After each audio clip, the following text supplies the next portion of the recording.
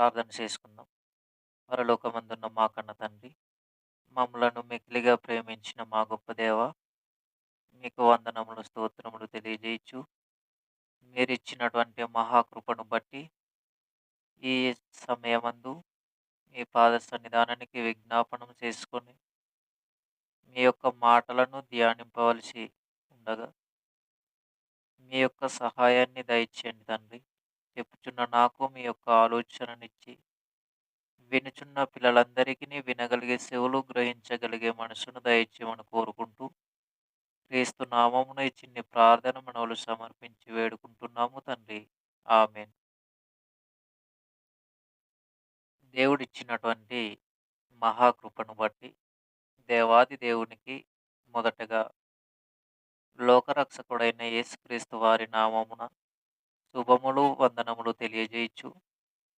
ఈ వీడియోని వీక్షిస్తూ దేవుని యొక్క మాటలు వింటున్నటువంటి మీ అందరికిని కూడా లోకరక్షకుడైన యేసుక్రీస్తు వారి నామముననే శుభములు, వందనములు తెలియజేస్తా ఉన్నాను.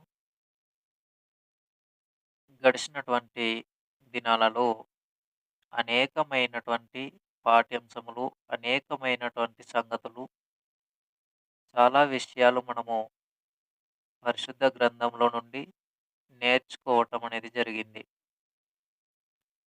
అదే విధముగా ఈ సమయంలో కూడా మరొక అంశము మీద దేవుని యొక్క మాటలు విందాం.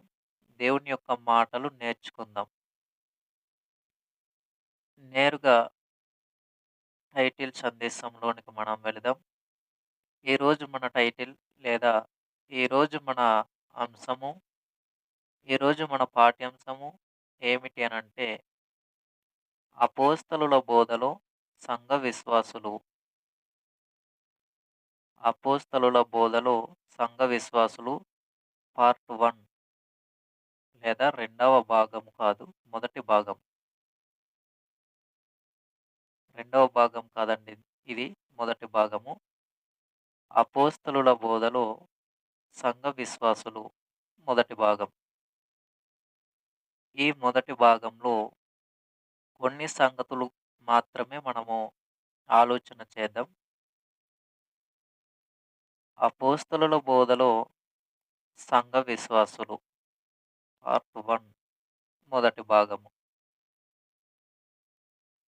ఈ మొదటి భాగంలో కొన్ని సంగతులను గూర్చి ఆలోచన చేసుకుంటూ దేవుని యొక్క మాటలు నేర్చుకుందాం. అపోస్తలుల బోధలో సంఘ విశ్వాసులు అనగానే అపోస్తలుల బోధకు మించినటువంటి సంఘ విశ్వాసులుగా మన జీవితాలు కొనసాగించుకోవటానికి లేదు. అపోస్తలులు దేనిని బోధించారో, అపోస్తలుల ద్వారా సంఘముగా ఏర్పాటు చేయబడినటువంటి వారు దేవుని మాటలు విని సంఘంలోనికి చేర్చబడినటువంటి వారు ఏ రీతిగా ఆనాడు బ్రతికారో వారి జీవితాలను ఆధారం చేసుకుని నేడున్నటువంటి మనము కూడా అపోస్తలుల యొక్క బోధను అనుసరించే వారిగా బ్రతకాలి. ఇప్పుడు సంఘ విశ్వాసులు అపోస్తలుల బోధలో ఎలా ఉండాలో అనేది మనం ఆలోచన చేద్దాం. ఆ బోధను మనం అనుసరించాలి. ఆ బోధ ప్రకారం మనం బ్రతకాలి అంటే మొదటిగా చెబుతున్నటువంటి మాటలు ఆత్మ సంబంధమైనవా కావా? వాక్యానుసారమైనవా కావా?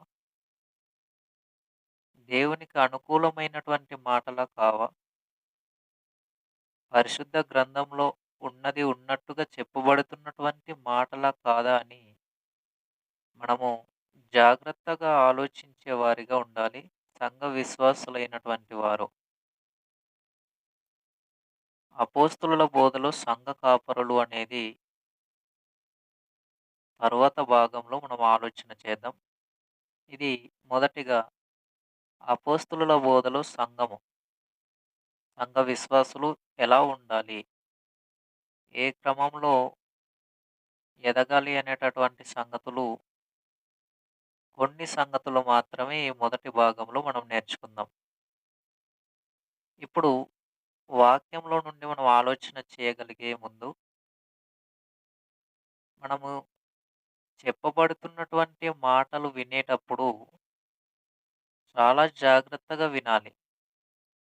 ఎందుకంటే దేవుని మాటలు చెప్పబడుతుంటే పరిశుద్ధ లేఖనాల్లో, పరిశుద్ధ గ్రంథంలో ఉన్నటువంటి మాటలు మన చెవికి వినబడుతున్నాయి అనంటే, మనము చాలా జాగ్రత్తగా మనసు పెట్టి దేవుని యొక్క మాటలు వినాలి.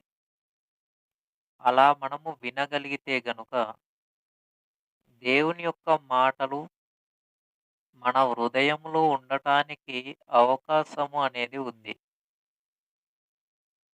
ఎందుకంటే, వినుట వలన విశ్వాసము కలుగును అని చెప్పేసాడు కాబట్టి, రోమపత్రిక 10వ అధ్యాయము 17వ వచనంలో ఒకసారి ఆ మాట చూడగలిగితే, రోమపత్రిక, రోమపత్రిక 10వ అధ్యాయము, 10వ అధ్యాయము 17వ వచనంలో మనకేం కనబడతదంటే, రోమపత్రిక 10వ అధ్యాయము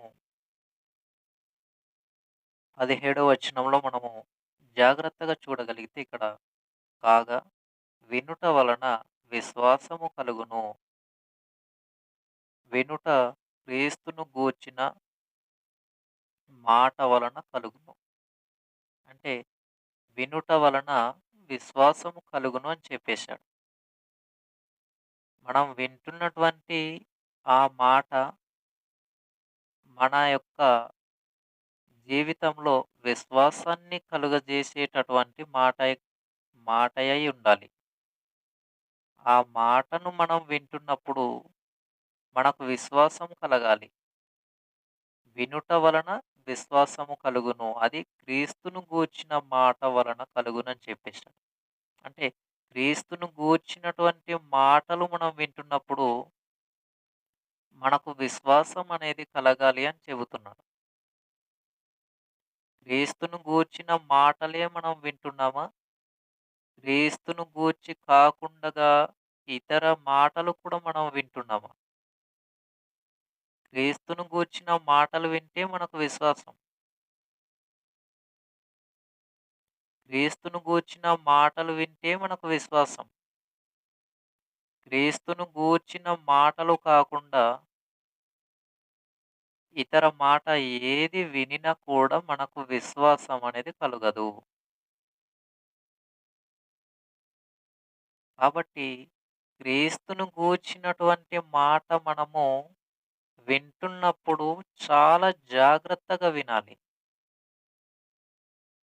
మరొకసారి, క్రీస్తును గూర్చిన మాటలు మనం వింటున్నప్పుడు చాలా చాలా జాగ్రత్తగా వినాలి. అలా మనము వినగలిగితేనే మనకు విశ్వాసం అనేది కలుగుతుంది. ఎప్పుడైతే జాగ్రత్త లేని అవిశ్వాసపు ఆలోచనలను కలిగిన వారిగా దేవుని మాటలు వినగలిగితే గనుక, మనస్సు ఎక్కడో పెట్టుకొని కేవలము దేహం మాత్రమే మాటలు చెప్పబడుతున్న స్థలములో ఉంటే గనుక, బాడీ ప్రెజెంట్ మైండ్ ఆబ్సెంట్‌లో ఉంటే గనుక, దేవుని మాటలు, క్రీస్తును గూర్చినటువంటి మాటలు వింటున్నటువంటి వారికి అర్థం కాదు.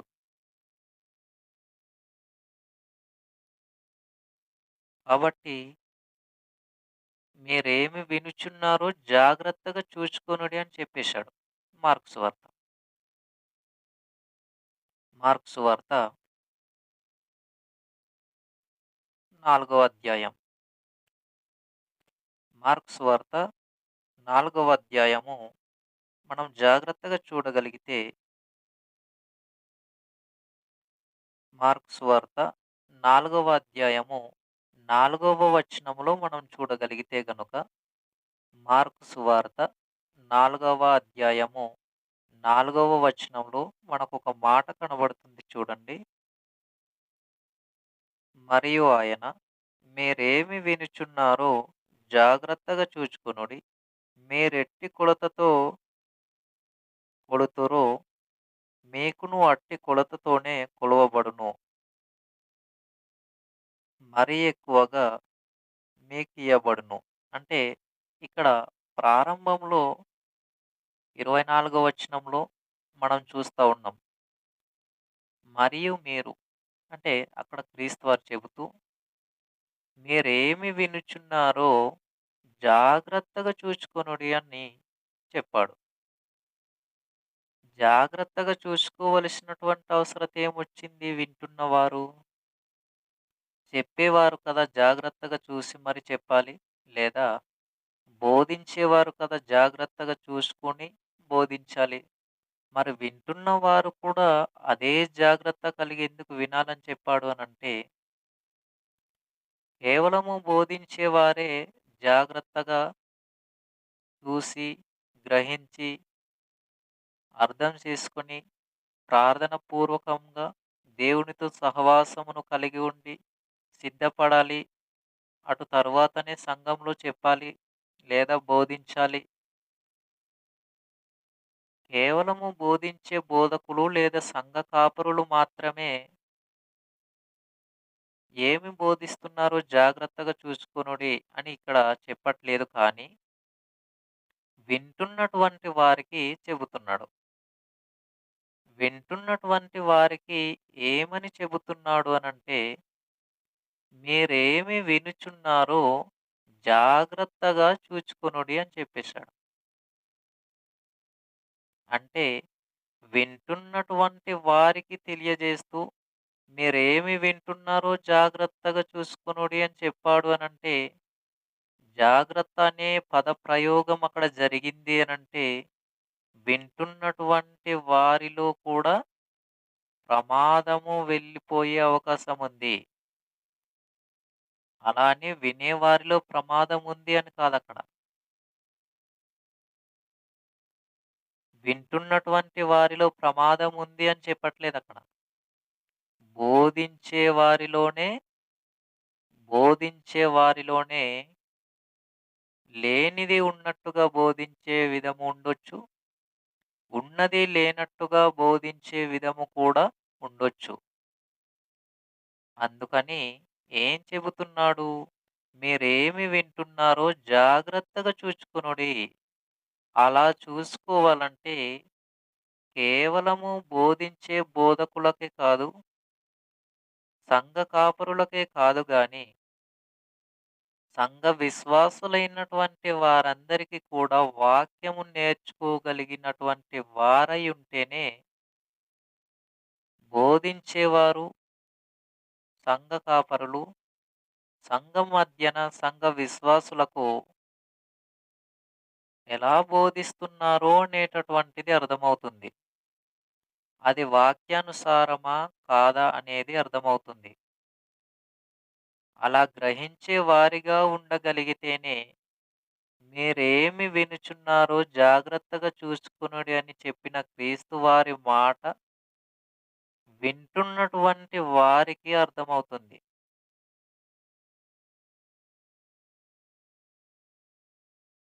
అలా అర్థం కావటం లేదు అనంటే, గ్రహించగలిగే సామర్థ్యాన్ని మనము సంపాదించుకోలేదని అర్థం.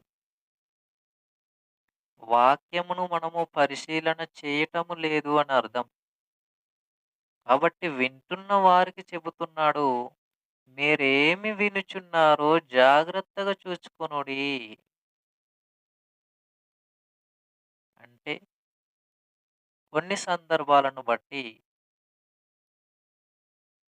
బోధించేది సత్యమైన, బోధించేవారు సత్యముగానే బోధించిన, వింటున్నటువంటి సంఘ విశ్వాసులు దానిని అపార్థం చేసుకునేటటువంటి అవకాశాలుంటాయి. మరొకసారి బోధించే సంఘ కాపరులు వాక్యములో ఉన్నది ఉన్నట్టుగా బోధించినప్పటికీ, వింటున్నటువంటి సంఘ విశ్వాసులే ఆ మాటలను అపార్థం చేసుకునేటటువంటి అవకాశం ఉంటది.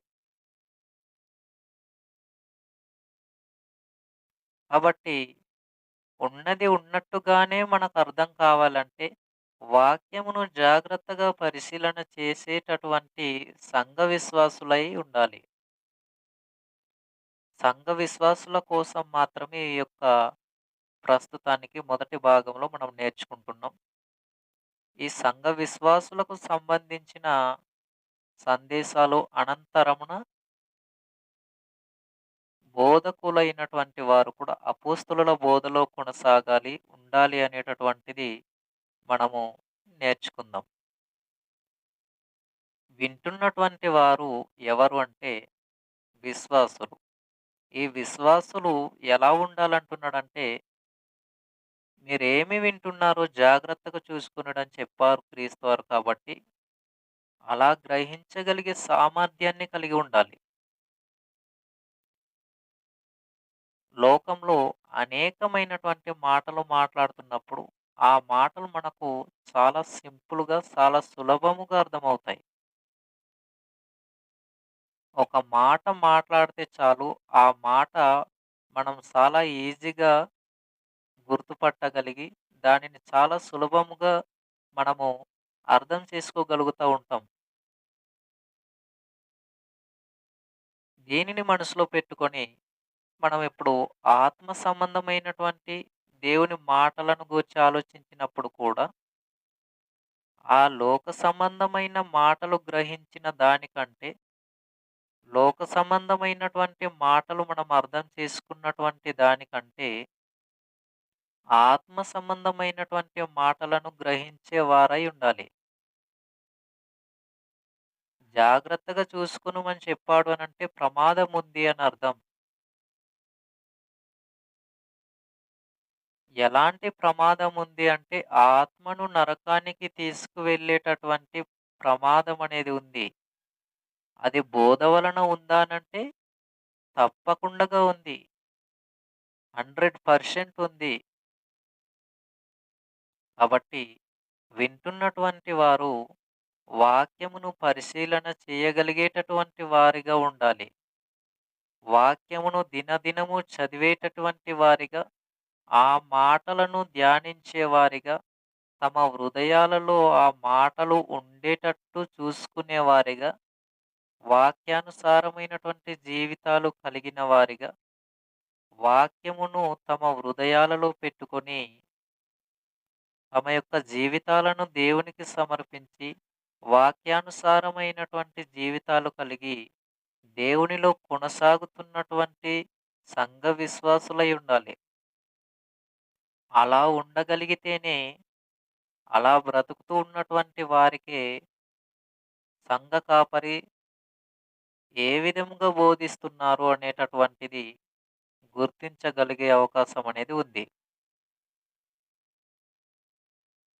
సంఘ కాపరే కదా! సంఘ విశ్వాసులమైన మాకంటే ఆయన గొప్పవారు కాబట్టి, ఆయన పెద్దవారు కాబట్టి, ఏది బోధించినా వాస్తవమే ఉంటుంది అనుకోవటానికి లేదు. వయస్సులో పెద్దవారుండొచ్చు. కొన్ని కొన్ని సందర్భపు ఆలోచనలను బట్టి, మాటలను బట్టి, అనుభవమును బట్టి పెద్దవారుగా, గొప్పవారుగా, గౌరవనీయులుగా ఉండొచ్చు. కానీ వాక్యము విషయానికి వచ్చేసరికి మనమందరమును కూడా సమానమే. వాక్యానికి మనము విధేయులుగా ఉండాలి. వాక్యానికి మనము లోబడినటువంటి గుణమును కలిగిన వారై ఉండాలి. నేర్పించే నేనైనా, వింటున్న మీరైనా, మనమంతా కూడా వాక్యానికి విధేయతను కలిగిన వారుగా ఉండాలి. వాక్యానికి లోబడినటువంటి వారిగా, లోబడేటటువంటి గుణమును కలిగిన వారమై ఉండాలి. వాక్యము విషయంలో నేను పరిపూర్ణత్వ కలిగినటువంటి వాడిని కాను. అలాగుననే చాలామంది వాక్యమును సంపూర్ణముగా నేర్చుకున్నటువంటి వాళ్ళు ఉండొచ్చు, ఉండకపోవచ్చు. ఎవరును కూడా వాక్యంను సంపూర్ణముగా నేర్చుకున్నారు అనటానికి లేదు. ఎందుకంటే వాక్యం అనేది మహాసముద్రము లాంటిది. నేను మహాసముద్రము లాంటిది అన్నాను కానీ వాక్యం మహాసముద్రం అని చెప్పట్లేదు. ఎందుకు మహాసముద్రముతో నేను వాక్యమును పోలుస్తా ఉన్నాను అనంటే, ఆ మహాసముద్రంలో నుంచి మనం ఎన్ని నీళ్లు తోడుకొచ్చినా కూడా, ఎన్ని బకెట్ నీళ్లు తీసుకొచ్చినా కూడా, ఆ మహాసముద్రంలో ఉన్నటువంటి నీరు అనేది ఆరిపోవటానికి అవకాశమే లేదు. వాక్యం కూడా అంతే. వాక్యము కూడా అంతే. ఈ వాక్యమును మనం ఎంతగా ధ్యానించినా, ఎంతగా నేర్చుకున్నా అనేకమైనటువంటి సరికొత్త కోణంలో దేవుడు మనకు ఆలోచనలనిస్తూ, ఆ వాక్యమును ఉన్నది ఉన్నట్టుగా నేర్చుకోవటానికి దేవుడు మనకు సహాయం చేస్తూనే ఉంటారు. కాబట్టి వాక్యంని నేర్చుకోవటానికైనా, వాక్యాన్ని విని పాటించటానికైనా మనకంటూ దృఢ ఆలోచన ఉండాలి. దృఢ నిశ్చయత ఉండాలి. బలమైన ఆలోచన మనకుండాలి. ఆ ఆలోచనను మనం స్థిరపరచుకోగలగాలి. కాబట్టి మనం ఆలోచన చేయగలిగితే, వింటున్నటువంటి వారు జాగ్రత్తగా చూసుకోవాలని చెప్పాడంటే, బోధ వలన ప్రమాదమనేది సంఘ విశ్వాసులైనటువంటి వారిలోనికి ప్రవేశించే అవకాశం ఉంది. కాబట్టి బోధించేవారు ఉన్నది ఉన్నట్టుగా బోధిస్తున్నారా లేదా అనేది గ్రహించగలిగే సామర్థ్యమును వింటున్నటువంటి సంఘ విశ్వాసులలో ఉండాలి. ఇది మీరేమి వినుచున్నారో జాగ్రత్తగా చూసుకొనుడి అని వింటున్నటువంటి వారికి చెప్పబడుతున్నటువంటి మాట. మరొక సందర్భాన్ని మనం చూడగలిగితే యాకోబు పత్రిక, యాకోబు పత్రికలో మనం ఒక మాటను చూడగలిగితే అక్కడ కూడా మనకు చాలా ప్రాముఖ్యమైనటువంటి మాట కనబడుతుంది. యాకోబు పత్రిక మనం ఒకసారి చూడగలిగితే మొదటి అధ్యాయము, యాకోబు పత్రిక మొదటి అధ్యాయము 21వ వచనంలో, 22వ వచనంలో. నేరుగా 22వ వచనం చూద్దాం. యాకోబు పత్రిక మొదటి అధ్యాయము 22వ వచనంలో మనము చూడగలిగినప్పుడు, యాకోబు పత్రిక మొదటి అధ్యాయము 22వ వచనంలో మనం చూడగలిగితే, మీరు వినువారు మాత్రమయుండి మిమ్మును మీరు మోసపుచ్చుకొనకుండా వాక్య ప్రకారము ప్రవర్తించు వారునై ఉండుడి అని చెప్పేశాడు. ఇది కూడా వింటున్నటువంటి వారికి చెప్పబడుతున్నటువంటి మాట. ఏమని చెప్పబడుతుంది అనంటే, మీరు వినువారు మాత్రమయ్యుండి మిమ్మును మీరు మోసపుచ్చుకొనకుండా వాక్య ప్రకారము ప్రవర్తించు వారునై ఉండుడి అని చెప్పేశాడు. మరొకసారి, మీరు వినువారు మాత్రమయ్యుండి మిమ్మును మీరు మోసపుచ్చుకొనకుండా వాక్య ప్రకారము ప్రవర్తించు వారునై ఉండుడి అన్నాడు. మీరు వినువారు మాత్రమై ఉండి, కేవలము వినువారు మాత్రమై ఉంటే, మనలను మనము మోసపుచ్చుకునే అవకాశం ఉందా అనంటే, తప్పకుండగా, ఖచ్చితముగా, 100కు 100% ఉంది. ఎలా అంటే, ఎలా అంటే, మీరు వినువారు మాత్రమై ఉండి, కేవలము విని, కేవలము విని, ఆ విన్న మాటలను విడిచిపెట్టి, ఆ విన్న మాటలను విడిచిపెట్టి, ఆ మాటలు మనలను రక్షించగలిగే మాటలైనా వాటిని విడిచిపెట్టగలిగితే, వినటానికి విన్నాము కానీ విడిచిపెట్టేసాము, గ్రహించలేదు. మన హృదయంలో ఆ మాటలు లేవు. ఆ మాటల ప్రకారం మన జీవితాలు కట్టుకోలేదు. అపోస్తులుల బోధలో విశ్వాస జీవితాలు బలమైన పునాదిగా లేవు. ఇలా ఉంటే విన్నాము కానీ మనకు మనము మోసపోయాం. విన్నాము కానీ ఎవరో ఏదో భిన్నమైనటువంటి మాటలు చెప్తే, ఆ మాటలకు ఆకర్షితులైనప్పుడు కూడా మనలను మనం పుచ్చుకున్నటువంటి వారమే. అంటే మనం ఆలోచించినప్పుడు ఆ వాక్య ప్రకారంగా ప్రవర్తించకపోయినా, విని కేవలము చెవితో మాత్రమే విని హృదయంతో గ్రహించకుండగా విడిచిపెట్టగలిగితే, మీరు వినువారు మాత్రమయుండి మిమ్మును మీరు మోసపుచ్చుకొనకుండా వాక్య ప్రకారము ప్రవర్తించు వారునై యుండుడి అని చెప్పేశాడు.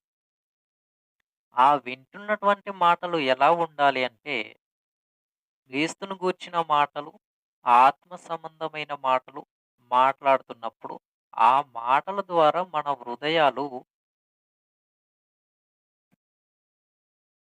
దేవుని యొక్క మాటల ద్వారానే మన హృదయాలు పొడవబడాలి కానీ, ఆత్మ సంబంధమైన మాటలు కాకుండా, దేవునికి వ్యతిరేకమైనటువంటి, దేవునికి ఇష్టం లేని మాటల అటువంటి మాటల ద్వారా మన హృదయాలు పొడవబడటం అనేది కాదు.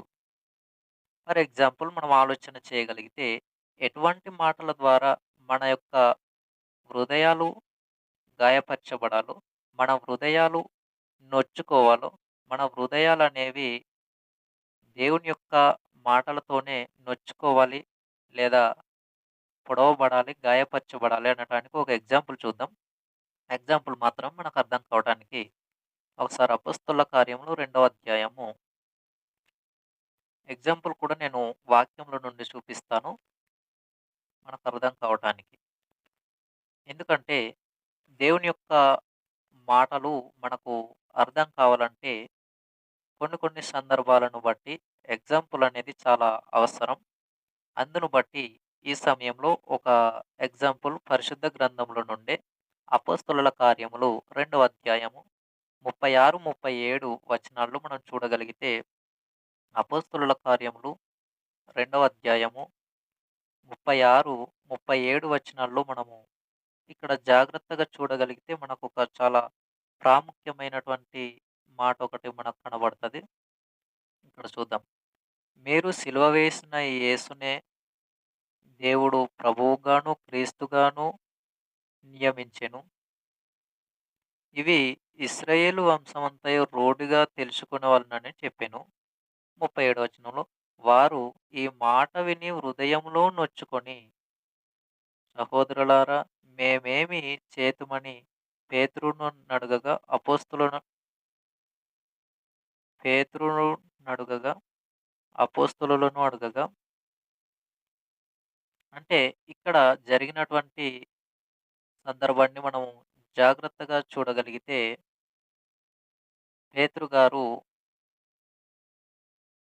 రక్షణ కోసం మాట్లాడుతూ బాప్తిస్మమును గూర్చి కొన్ని సంగతులు వివరిస్తూ చెప్పి, ఇక్కడ ఏమంటున్నాడంటే యేసుక్రీస్తు వారి గురించి మాట్లాడారు 36 వచనంలో. ఇక్కడ మీరు సిలువ వేసిన ఈ యేసునే దేవుడు ప్రభువుగాను, క్రీస్తుగాను నియమించెను. ఇది ఇశ్రాయేలు వంశమంతయు రూఢిగా తెలుసుకొనవలెనని చెప్పెను. ఆ విధంగా చెబుతూ, వారు ఈ మాట విని హృదయంలో నొచ్చుకొని, సహోదరులారా మేమేమి చేతుమని పేతురును కడమ అపోస్తులను అడుగగా, అంటే ఇక్కడ క్రీస్తుని గురించి చెబుతూ, దేవుడు క్రీస్తును లేపాడు. ఈ యొక్క ఇశ్రాయేలు వంశమంతయు రూఢిగా తెలుసుకొనవలెనని బలంగా పేతురు గారు ఈ మాటలు చెబుతున్నప్పుడు, 37 వచనానికి వచ్చేసరికి వారు ఆ మాట విని హృదయములో నొచ్చుకొని అని చెప్పేసాడు. అంటే హృదయంలో నొచ్చుకొని, హృదయం పొడవబడింది, హృదయం గాయపరచబడింది క్రీస్తు మాటను బట్టి. మనకు కూడా ఇప్పుడు క్రీస్తు మాట చెప్పబడుతుంది, దేవుని మాట వినబడుతుంది. వాక్యానుసారమైనటువంటి మాటలు మన చెవికి వినబడుతున్నప్పుడు, వాటిని గ్రహించగలిగేటటువంటి వారమై మనముండాలి. విశ్వాసులైన సంఘస్థులు, సంఘ విశ్వాసులైనటువంటి వారు ఈ విధమైనటువంటి గ్రహింపు తత్వమును కలిగినటువంటి వారిగా ఉండాలి. గ్రహించే వారై ఉండాలి. ఆ మాటలు అర్థం చేసుకునేటటువంటి వారై ఉండాలి. దేవుని మాటల ద్వారా, క్రీస్తు మాటల ద్వారా మన యొక్క హృదయ ఆలోచనలనేవి పొడవబడి, క్రీస్తు వైపుకు, దేవుని వైపుకు మన మనస్సు అనేది త్రిప్పుకోగలిగేటటువంటి వారిగా ఉండాలి కానీ, ఏదో పనికిరాని లోక సంబంధమైనటువంటి మాటల ద్వారా మన హృదయాలను గాయపరుచుకొని పొడవబడేలా, బాధపడేలా లేదా అనేకమైనటువంటి విధాలైనటువంటి ఆలోచనలను కలిగి, దేవునికి దూరమయ్యేటటువంటి మాటలను బట్టి మన హృదయాలను గాయపరుచుకోవటం కాకుండా, ఆత్మ సంబంధమైనటువంటి మాటలు గ్రహించినప్పుడు మన హృదయాలు గాయపరచబడితే, మన మనస్సు నొప్పించబడితే, మన హృదయము పొడవబడితే, దేవుని కోసం బ్రతికే అవకాశం ఉంది అన్న సంగతి మనం ఈ మాటల ద్వారా గ్రహించాలి. కాబట్టి మనం వింటున్నాము అంటే కేవలము వినువారు మాత్రమై ఉండి వాక్యమును గ్రహించకుండా విడిచిపెట్టే వారిగా ఉండటం అనేది మంచిది కాదు.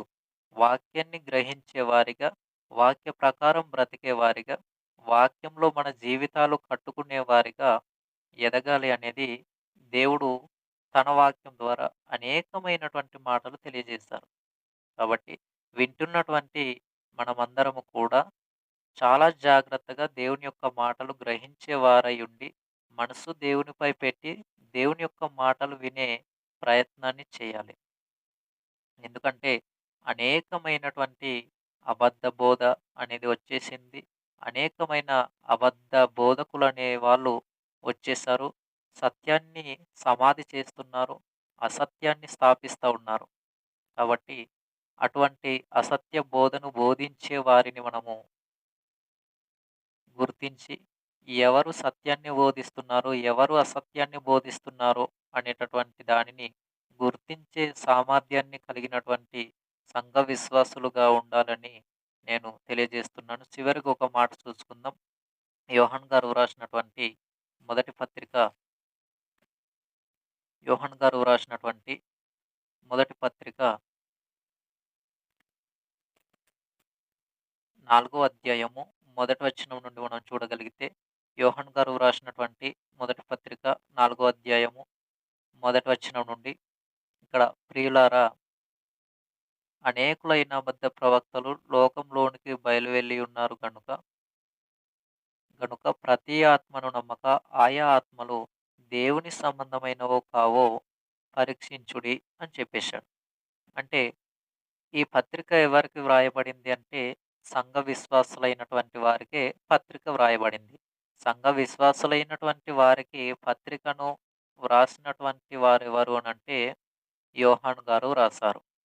ఈ యోహాను గారు వ్రాస్తూ మొదటి పత్రికలో మొదటి అధ్యాయము, ఈ యొక్క మొదటి అధ్యాయం నుండి ఈ యొక్క పత్రిక మొత్తం మనము చూసినప్పుడు కూడా చాలా విశ్వాసులకు వ్రాయబడినటువంటి సంగతులు కనబడతా ఉంటాయి. ఇప్పుడు మనం చూసినటువంటి ఈ 4వ అధ్యాయం మొదటి వచనంలో, అనేకులైన అబద్ధ ప్రవక్తలు లోకంలోనికి బయలు వెళ్లి ఉన్నారు అని చెప్పేశాడు. అనేకులు అని చెప్పారా? లేదనుకుంటే ఒక్కడే అని చెప్పబడిందా? ఒకసారి చూడండి ఆ మాట. 4 అధ్యాయము మొదటి యోహాను పత్రిక 4 అధ్యాయం మొదటి వచనం. ప్రియులారా, అనేకులైన అబద్ధ ప్రవక్తలు లోకంలోనికి బయలు వెళ్లి ఉన్నారు గనుక ప్రతి ఆత్మను నమ్మక, ఆయా ఆత్మలు దేవుని సంబంధమైనవో కావో పరీక్షించుడి అని చెప్పేశాడు. అంటే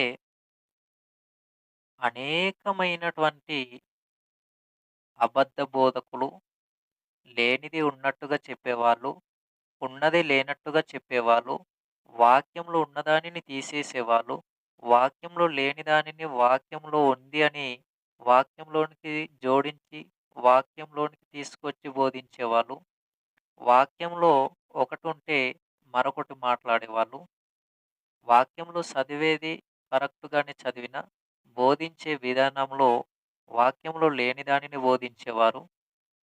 ఇలా అనేకమైనటువంటి సంగతులు సంఘ విశ్వాసం వంటి వారి మధ్యకు తీసుకువచ్చే అబద్ధ బోధకులు ఎందరో ఉన్నారు.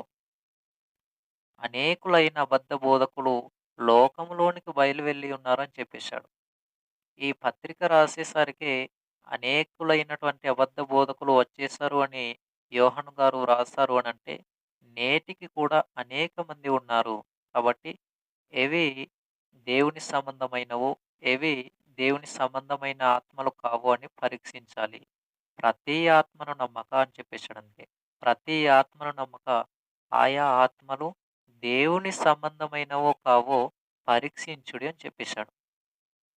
కాబట్టి చెబుతున్నాడు కదా! నా వాడే, నాకు తెలిసిన వాడే, నాకు సొంత వాడే, నా కుటుంబదారుడే, నాకు సహోదరుడే అనుకోవటానికి లేదు. ఎవరు బోధించినా, మనకు తెలిసిన వాడు బోధించినా, తెలియని వ్యక్తి బోధించినా, ఎవరు బోధించినప్పటికీ కూడా మనకు కుటుంబంలో నుండి వచ్చినటువంటి సహోదరుడు అన్నయ్య అయ్యుండొచ్చు, తమ్ముడు అయ్యుండొచ్చు, వరుసకు మనకు అనేక విధాలైనటువంటివి ఉన్నాయి. ఇటువంటి వర్ష భావాన్ని, క్రమాన్ని మనం ఆలోచిస్తూ, మావారే కదా బోధిస్తున్నారు, ఎలా బోధించినా పర్వాలేదు. అతనికి మనం చెప్పవలసిన అవసరం లేదు, మాట్లాడవలసిన అవసరం లేదు అని మీరు అతను చెప్పేది సత్యం కాకపోయినా, అది సత్యమే అనుకోవటానికి లేదు. లేదా అతను చెప్పేది సత్యం కాదు అని మీకు అర్థమైనా సరే, దానిని అలానే ఉండని మావాడే కదా అని మీరు అతనిని హెచ్చరించి చెప్పకుండగా విడిచిపెట్టేయటానికి లేదు. కాబట్టి మనం ఆలోచన చేయగలిగితే సత్యము గ్రహించగలిగే వారిగా ఉండాలి. ఎవరు బోధిస్తున్నారన్నది ముఖ్యం కాదు కానీ, ఎలా బోధిస్తున్నారన్నది ముఖ్యం. వాక్యంలో ఉన్నది బోధిస్తున్నారా? వాక్యంలో లేనిది బోధిస్తున్నారా? అనేది చాలా ప్రాముఖ్యమైనటువంటి సమాచారముగా మనం గుర్తించి, దేవుని యొక్క మాటలు వినాలి. ఇలా ఎప్పుడైతే మనం గ్రహించే వారిగా ఉంటామో, అపోస్తులుల బోధలో సంఘం ఉన్నట్టే. ఇలా గ్రహించలేని స్థితిలో ఉండగలిగితే, సంఘం అనేది విచ్ఛిన్నమైపోయేటటువంటి ప్రమాదం ఉంది. సంఘము వివిధ రకాల బోధల వైపుకు తమ యొక్క హృదయ ఆలోచనలను మార్చుకొని, విభిన్నమైనటువంటి సువార్త తట్టుకు తిరిగిపోయేటటువంటి అవకాశాలనేవి ఉన్నాయి. కాబట్టి సంఘ విశ్వాసులైనటువంటి వారు చెప్పబడుతున్నటువంటి మాటలు మా వాళ్ళే చెబుతున్నారు, మా కుటుంబదారులే మాట్లాడుతున్నారు అని మనము అతను తప్పుగా బోధించినా సరే, దానిని మన మనసు ఒప్పుకోకపోయినా సరే, అతనికి ఆ మాటలు అలా చెప్పారు కాబట్టి అలానే ఉండని అని అనుకోవటానికి లేదు. ఆ వ్యక్తి తప్పుగా మాట్లాడినప్పుడు దానిని మనము సరిచేసేవారై ఉండాలి అనంటే, వాక్యాన్ని వింటున్న ప్రతి ఒక్కరు కూడా వాక్యాన్ని జాగ్రత్తగా గ్రహించాలి, నేర్చుకోవాలి, వినాలి, తెలుసుకోవాలి. సత్యాన్ని సత్యంగానే మనము గుర్తించగలగాలి. సత్యాన్ని సత్యంగానే మనము నేర్చుకోగలగాలి. ఇలా ఉండగలిగితేనే, ఇలా చేయగలిగితేనే దేవుడు చెప్పినటువంటి మాటల ప్రకారం అపోస్తులుల బోధలో మనమంతా కూడా ఉండటానికి అవకాశం అనేది ఉంది. ప్రతి ఒక్కరు కూడా సంఘ విశ్వాసులైనటువంటి వారు చాలా జాగ్రత్తగా గమనించవలసిన అవసరత అనేది ఉంది. ఎందుకంటే చెప్పబడుతున్నటువంటి మాట ఆత్మ సంబంధమైనదా కాదా? చెప్పబడుతున్నటువంటి మాట దేవునికి ఇష్టమైన మాటయా కాదా? చెప్పబడుతున్నటువంటి మాట వాక్యానుసారమైనదా కాదా? వాక్యంలో ఉన్నదా లేదా? అనేటటువంటి పరిశీలన వింటున్న ప్రతి ఒక్కరిలో ఉండాలి అని నేను ఈ యొక్క అంశం ద్వారా మీకు కొన్ని సంగతులను గూర్చి తెలియజేయటం అనేది జరిగింది.